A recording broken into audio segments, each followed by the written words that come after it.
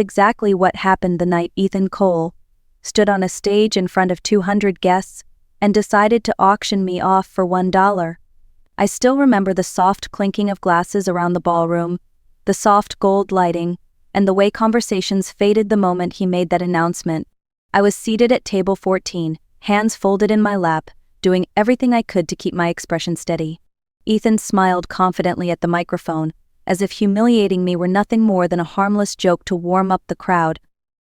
He called my writing little mystery stories and joked that maybe I would put one of them in a book one day. Not a single person laughed. No one raised a hand to bid. Instead, they looked at me with a mix of pity and unease, unsure whether to look away or pretend they had not heard him. My heart pressed against my ribs with each beat, louder than the music playing in the background. Then a calm voice rose from the back of the room. $1 million. Chairs shifted. Heads turned. For a moment the whole ballroom froze as if the air were locked in place. A man in a dark suit stepped forward with quiet authority, walking down the aisle, as if he had been waiting for precisely this moment. Ethan's confident smile fell apart in seconds. The man introduced himself and revealed something no one in that ballroom expected, least of all my son. He knew exactly who I was. He knew who Marion Cole truly was, even though Ethan seemed to have no idea. And what he said next turned the most humiliating moment of my life into the unexpected beginning of a chapter one never imagined I would live to see. My name is Marion Cole, and for most of my life, I never imagined anything remarkable would happen to me. I grew up in a quiet Arizona town, started working right after high school, and spent more than 3 decades answering phones and filing documents at a small insurance office in Phoenix. People often say that time moves differently when you are busy surviving and looking back. I think that is why the years slipped past me so quietly. I simply did not have the luxury to stop and ask myself what I wanted. My only job was to keep going. I married young. Too young if I am honest. My ex-husband Richard had a way of making his opinions sound like facts. He used to tell me I was not smart enough for college and that I should be grateful for a stable job. After a while, I stopped questioning him. When you hear the same message long enough, you start to believe it is the truth. By the time our son Ethan was born, I had already learned how to stay small to avoid conflict. And when Richard left a few years later, I was left with a toddler, a stack of bills, and a kind of silence that only a young single mother understands. Raising Ethan became my life. Every decision, every sacrifice, every late-night shift was for him. I wanted him to have choices I never had. I wanted him to walk into any room and feel like he belonged there. I believed that was what good mothers did. So I worked hard, took overtime whenever it was offered, and tried to give Ethan everything I could. He grew up bright, ambitious, and determined to climb as high as he could. I was proud of that. I still am.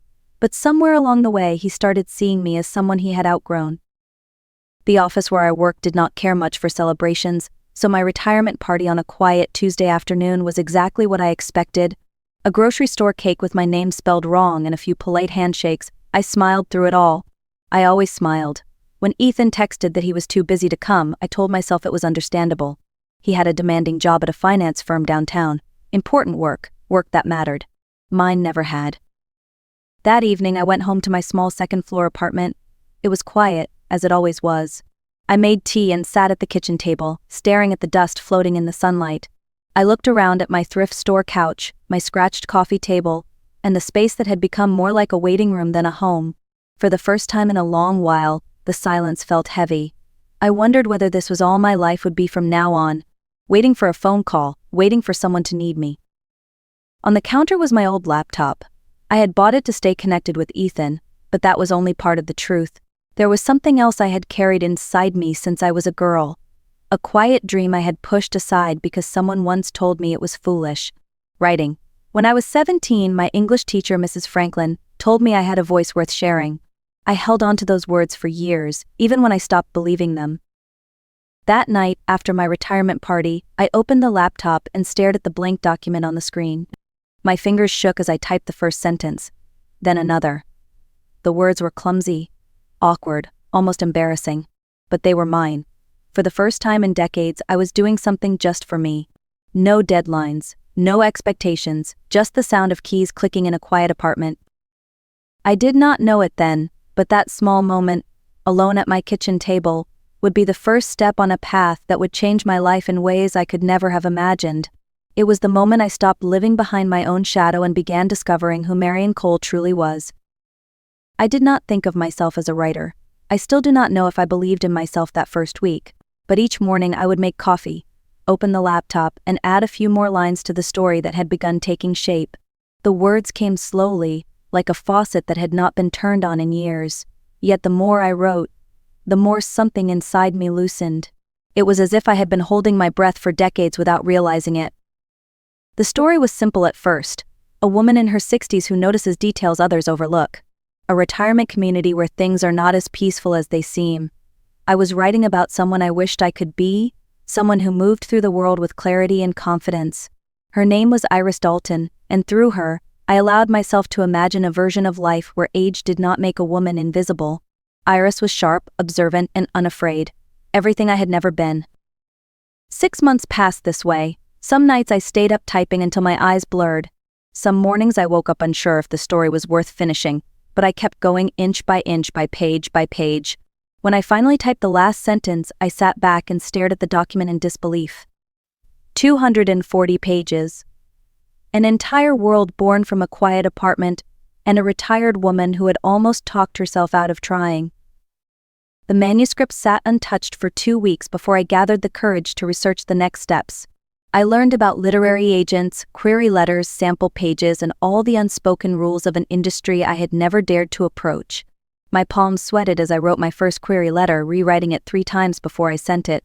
Then I created a list of agents who worked with mystery novels. 15 names. 15 strangers who would decide whether this new part of my life had any future. I sent the first email on a Wednesday morning. My hands were shaking so badly that I misspelled my own last name and had to start over. When I finally pressed send, I closed the laptop and walked away, afraid to think about what I had just done. The first rejection arrived 2 weeks later, a polite email saying the project was not the right fit. I read it standing in my kitchen, dish towel still in my hand, and felt a sharp, childish disappointment. Then came another rejection. Then another. 10 in total. Each one chipped away at the fragile confidence I had built. One night, after the 10th rejection, I sat at the table with my hands over my face and wondered why I had believed someone like me could ever be taken seriously by the publishing world. Ethan called that same week. I told him about the rejections, hoping he might offer a kind word. Instead, he said it bluntly. "Maybe this is a sign, Mom. You are 62. Publishing wants young voices. Maybe try a hobby club instead of stressing yourself out." His words stung more than the rejections. It was the same tone his father once used, dismissive, certain, final. I almost quit. I opened the manuscript, hovered my cursor over the delete button, and considered erasing everything. It would be easier to let the dream go quietly than to keep facing disappointment. But before I could press delete, an email notification appeared. Full manuscript request. I blinked at the screen, thinking it was a mistake. A small independent publisher wanted to read the entire story. Though my hands trembled, I sent it that night. In the following weeks, I checked my email more often than I want to admit. It felt foolish to hope, yet something inside me refused to let go. And then 8 weeks later, a message arrived, a real contract, a real offer. Someone believed in my writing. Someone who had never met me, who did not know my age or my life story, saw value in my words. For the first time in many years, I felt seen. The contract from the small publisher felt unreal at first. I must have read it a dozen times before I finally picked up a pen and signed it. They planned to print 5,000 copies. 5,000. I could hardly imagine that many people holding something I had written. They also suggested that I consider using a pen name, something many first-time authors do for privacy. I agreed almost immediately. It felt safer that way, especially with how little support I received at home. I spent an evening writing different combinations of names on a notepad before settling on Rose Merritt. It sounded steady, warm, and quietly strong. A version of myself I wanted to grow into. When the first printed copy of my book arrived, my hands shook as I opened the package. I ran my fingers over the cover, over my new name, and felt a thrill I had never experienced before. Iris Dalton, my character, belonged to the world now. The first month was slow. My book's sales rank hovered somewhere in the hundreds of thousands. I checked it far too often. Then one morning a single 5-star review appeared. A reader wrote that she was grateful to finally find a mystery novel starring a woman her age, someone who was not a side character or an afterthought. She thanked me for writing Iris and asked for more books from Rosemary. I read that review again and again, letting her words steady something inside me that had long been fragile. I began writing the second book like someone who had discovered a small flame in a dark room and was determined to protect it. This time the words came easier. Iris had more to say, more puzzles to untangle. I wrote every day, sometimes with excitement, sometimes with fear, but always with a sense of purpose I had never felt at my old job. Meanwhile, Ethan rarely asked about my writing. When I mentioned the contract for the second book, he nodded politely and changed the subject to his latest promotion. His girlfriend Chloe once referred to my novels as charming little stories, the kind retired ladies write for fun. I said nothing, but a quiet hurt settled in my chest. They had no idea how much those stories meant to me, or how hard I had worked for every word. The second book sold better than the first. Then a literary agent from New York reached out. Her name was Sandra Reeves, and she spoke with the kind of clarity that made even my doubts fall silent. She told me my audience was growing, that publishers were finally realizing the power of stories about older women. Sandra believed I could reach national lists with the right support. I felt a rush of emotion hearing someone speak about my work with such conviction. With her guidance, I signed with a larger publisher. They planned to distribute my books to airport bookstores, regional chains, and online retailers with real marketing behind them. I was stunned. All those nights at my small kitchen table were leading me somewhere I had never dared to imagine. But at home, nothing changed. Ethan still referred to my writing as a hobby, and told friends his mother was keeping busy after retirement. It was easier to let him think that than to explain how much my life had shifted. I had built something quietly, steadily, beautifully, and even if he could not see it yet, I knew the truth. I was no longer invisible. I was becoming someone new. The year my fourth book released, everything in my professional life was moving faster than I could have imagined. Interviews, email from readers, meetings with my agent, discussions about foreign rights. For the first time in decades, my days were full of things that belonged entirely to me. That was when Ethan called one afternoon, sounding unusually rushed. He told me his firm was hosting their annual charity gala, the biggest event of his career. The partners were attending, along with influential donors. He said he was overwhelmed, juggling client deadlines and event logistics. Before I could respond, he slipped the request in casually. "Mom, you are home most days. Could you help me organize everything for the gala? Seating charts, vendors, timelines. It would take such a weight off my shoulders." I hesitated. My deadline for Book 5 was approaching, and Sandra had scheduled important calls with producers and international editors. But old habits run deep. For years I had been the one who fixed schedules, managed appointments, and handled tasks no one else had time for. Saying yes felt like the path of least resistance. "Of course, honey. What do you need?" The next 3 weeks became a blur of spreadsheets, phone calls, and errands. I coordinated with florists, updated guest lists, and revised seating plans more times than I could count. Every time I tried to return to my manuscript, my mind buzzed with unfinished tasks for the gala. The story in my head grew quiet, and the blank page stayed blank. One afternoon, while I was reviewing the program timeline, Chloe stopped by unannounced. She watched me juggling phone calls and checking notes and said with a bright smile, "It is sweet how much time you have for this. Not everyone can afford to help like this, since most people have real work." Her tone was light, but her words stung. Real work, as if my novels, the ones readers wrote to me about, were somehow pretend. A few days before the event, I overheard Ethan talking to Chloe in the hallway of the venue. "At least now my mom has something to do. Remember when she had nothing going on?" I froze where I stood, their voices echoing down the corridor. Nothing going on. They did not see the hours I wrote, the contracts I negotiated, the readers I answered. To them, I was just a retired woman keeping busy. That night, I went home exhausted, my manuscript untouched for days. I stared at the laptop screen, feeling the weight of old habits pulling me back into the role I had spent a lifetime trying to grow beyond. I promised myself that after the gala, things would be different. After the gala, I would finally choose myself. I just did not know the gala would become the turning point I never saw coming. The evening of the gala arrived with all the polished glamour Ethan had hoped for. Crystal chandeliers shimmered above the room, the string quartet played gentle music, and guests in tailored suits and elegant gowns moved through the space with cheerful confidence. I had spent nearly every waking hour helping pull this event together, yet when I walked into the ballroom, I did not feel like part of it. I felt like a quiet shadow slipping into the background.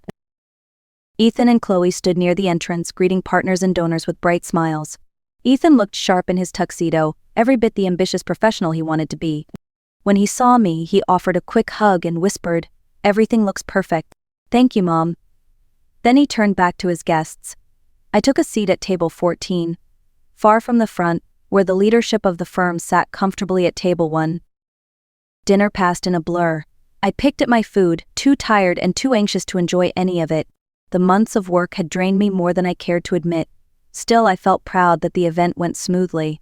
Guests laughed, bid generously, and the partner I had heard so much about, Mr. Henderson, looked genuinely pleased. I sat quietly, hands resting on my lap, content just to observe.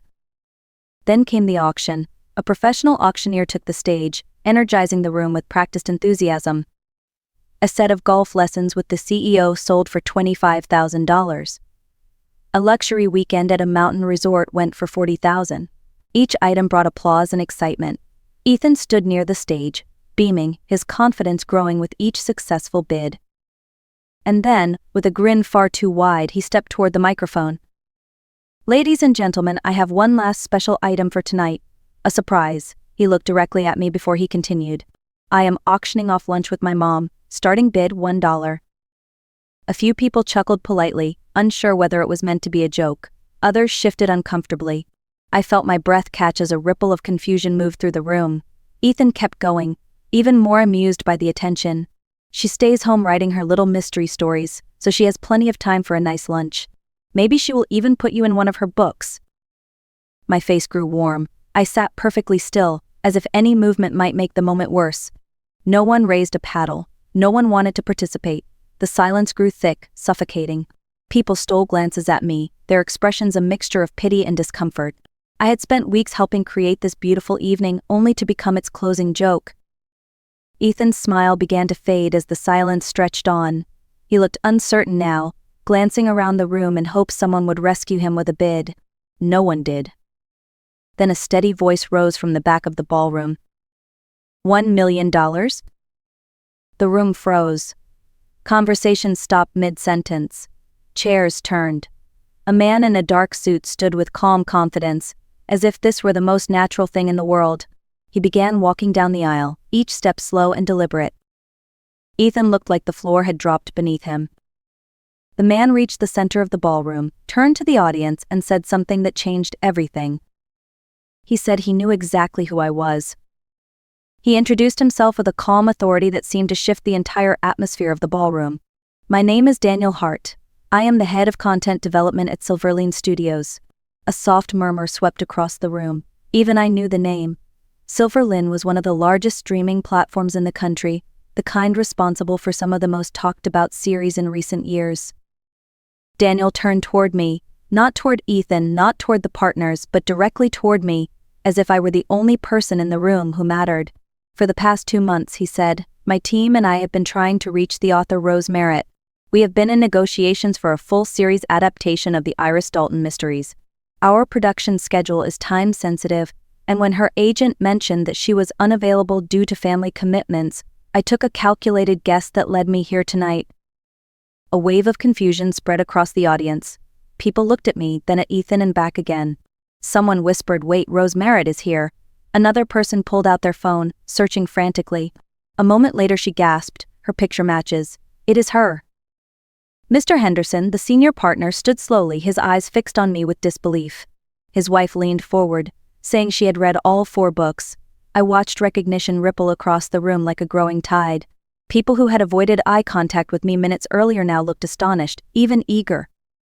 Daniel continued, "Miss Cole is the sole rights holder of her work. Without her approval, the entire production stalls. The $1 million bid is simply my way of ensuring we finally get our meeting." A swell of applause rose from the crowd. Some guests even stood, clapping as though a celebrity had just been revealed. Ethan remained frozen beside the stage, pale, stunned, and for the first time in years, utterly speechless. The next morning, my phone was full of missed calls and messages, most from numbers I did not recognize. My agent had called twice. Daniel had sent a follow-up email. Readers somehow found my public contact form and sent kind messages. But the phone stayed silent on the kitchen table as I made coffee. I needed a moment to breathe, to let the chaos of the night settle. At 9 o'clock, the doorbell rang. When I looked through the peephole, I saw Ethan standing there, dressed in jeans and a wrinkled t-shirt instead of the polished suit he wore the night before. His eyes were red, and he looked smaller somehow, like the confident man from the Gala had slipped away overnight. He stepped inside quietly and sat across from me at the kitchen table, the same table where I had written every chapter of every book. For a long moment he said nothing. Then, with a shaky breath, he began. "Mr. Henderson spoke to me after you left. He said the way I treated you showed poor judgment and worse character." He paused, running a hand through his hair. I thought I was being funny. I thought it was harmless, but it was cruel. "And I am sorry." I watched him struggle with the words, watched the weight of his choices settle on him. This time I did not rush to reassure him. I let him feel it.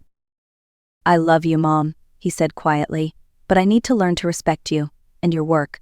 You are not someone I get to take for granted."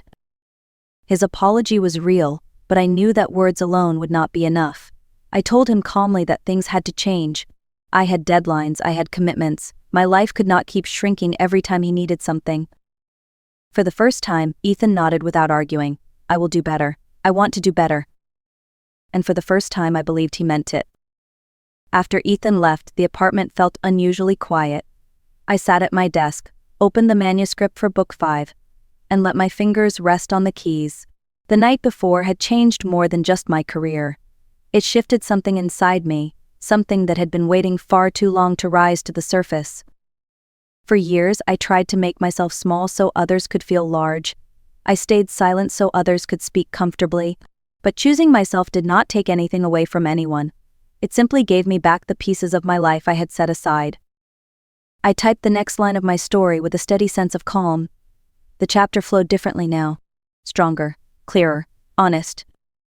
If you have ever been overlooked, dismissed, or made to feel invisible, I hope my story reminds you that your voice matters, your dreams matter, and it is never too late to honor them. If this story resonated with you, please like, share, and leave a comment. I would love to hear your thoughts and experiences. Together we can remind each other that every chapter of life still has room for something